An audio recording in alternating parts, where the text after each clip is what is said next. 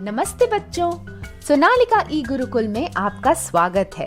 आपकी अपनी पाठशाला जहां आप हर बार सीख सकते हैं कुछ नया। आज हम सोनालिका ई गुरुकुल में आपके लिए होली के त्योहार की कहानी लेकर आए हैं। होली रंगों का त्योहार है।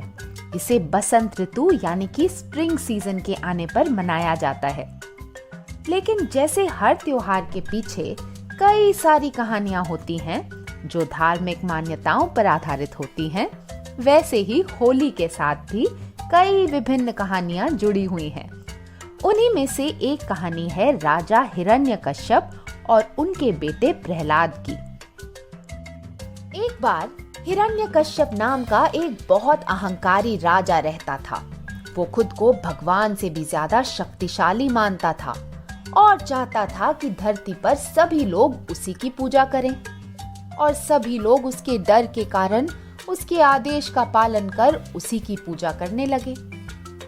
लेकिन स्वयं हिरण्यकश्यप के पुत्र प्रहलाद ने ऐसा करने से साफ इनकार कर दिया, क्योंकि वो भगवान विष्णु का परम भक्त था।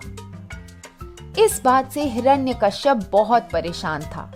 उसने प्रहलाद को कई तरह की कड़ी सजाएं दी और डराना धमकाना भी शुरू कर दिया, लेकिन प्रहलाद पर किसी चीज का असर नहीं हुआ।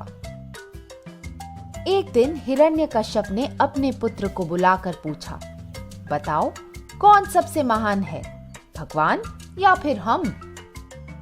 भगवान सबसे महान है पिताजी, आप तो सिर्फ एक मामूली राजा हैं, प्रहलाद ने कहा। ये बात हिरण्यकश्यप को बिल्कुल पसंद नहीं आई और उसने प्रहलाद को मार डालने का फैसला कर लिया। उसने प्रहलाद को सबसे ऊंचे पहाड़ से नीचे गिराने का आदेश दिया।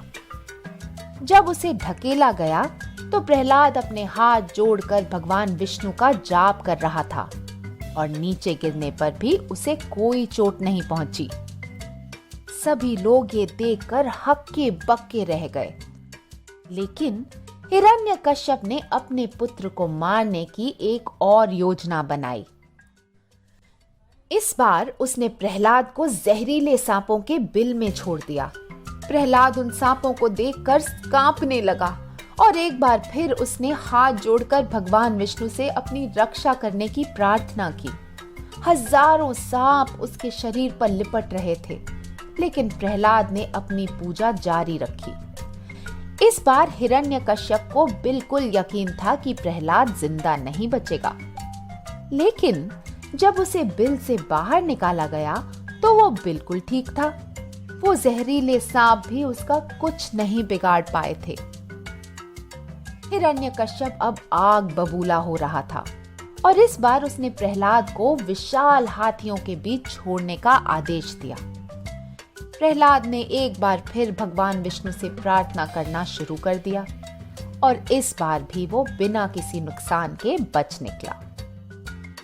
इस सब से परेशान होकर हिरण्यकश्यप ने इस बार अपनी बहन होलिका से मिलकर प्रहलाद को मारने की एक और योजना बनाई। अब होलिका के पास वरदान था कि उसे आग जला नहीं सकती। हिरण्यकश्यप ने अपनी बहन को प्रहलाद को अपनी गोद में बैठाकर जलती हुई चिता पर बैठने को कहा। जैसे ही वे दोनों जलती हुई आग पे बैठे, प्रहलाद अपने भगवान की भक्ति में लीन हो गया। तभी अचानक जोर जोर से चीखें सुनाई पड़ने लगी और भगवान विष्णु प्रकट हुए और बोले कि चूंकि होलिका ने अपने वरदान का दुरुपयोग किया है, इसीलिए आग में उसका अंत हो जाएगा। और प्रहलाद एक बार फिर बिना किसी नुकसान के बच निकला और होलिका उस आग में जल के भस्म हो गई। तो बच्चों, इसलिए उस दिन से लेकर आज तक होली मनाने से एक दिन पहले शाम को एक पवित्र अग्नि जलाई जाती है, जिसमें हम सारी बुराइयों को भस्म करने की कामना करते हैं और याद करते हैं कि कैसे हमेशा बुराई पे अच्छाई की जीत होती है। और अगले ही दिन अपने दोस्तों और परिवार वालों के साथ रंग खेलकर त्योहार की शुभकामनाएं देते हैं। साथ ही नाच गाने और स्वादिष्ट मिठाइयों के साथ इस पर्व को देश भर में बड़े धूमधाम से मनाया जाता है। सोनालिका ई गुरुकुल आपके लिए हमेशा इसी तरह की रोमांचक कहानियाँ लाते रहेंगे, जिससे आपको हर बार कुछ नया सीखने को मिलेगा।